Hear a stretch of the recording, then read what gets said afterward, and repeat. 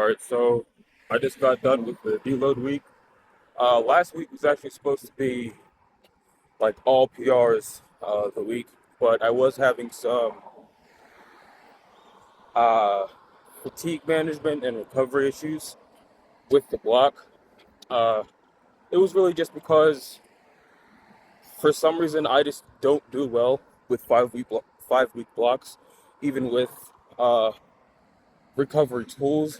Like my body just is like, no, we're done as soon as week 4 is over. But I did hit some pretty decent RPE PRs uh, on week 4, so I know that I'm in a good place for this block. Um, I also got I'd say some pretty interesting training data from the previous block, and I'm going to try and apply uh, those things now. So for today, what I want to be doing for squats is I noticed that my technique is a lot better and way more consistent when I increase the volume of my warm-ups. Uh, not really like not really like a bunch more sets, just a few more reps for each warm-up set. I also have noticed it was on I think the last day or the second to last day of the deload. I noticed adding a pause in the lighter warm-up sets helps a lot with my positioning because since I've had to bring my feet in a lot closer, it is a little bit harder to maintain balance there uh, while still getting depth. So a lot of times I would be squatting a little high, but doing that along with calf stretches is a massive improvement for my mobility. My heels are a lot lower to the ground, and I can exert a lot more power through my feet, and I can actually get a lot deeper.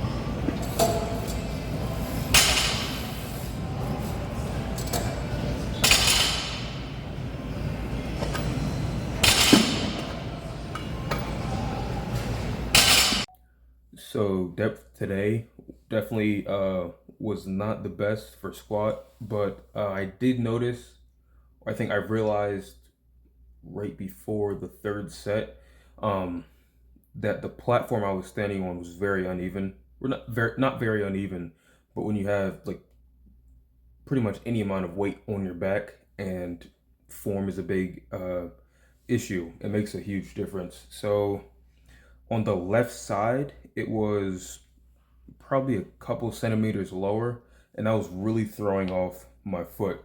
So I had to kind of, it was a little bit further ahead of my right foot, and it was turned out slightly more.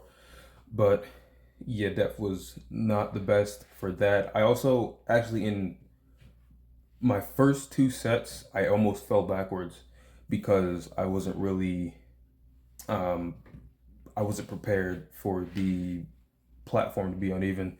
So yeah, I'm definitely not going to uh, change the, or I'm probably just not going to squat on that platform anymore because I wanted to get it out when I was facing away from the mirror so that it would be easier to get a good angle from the front.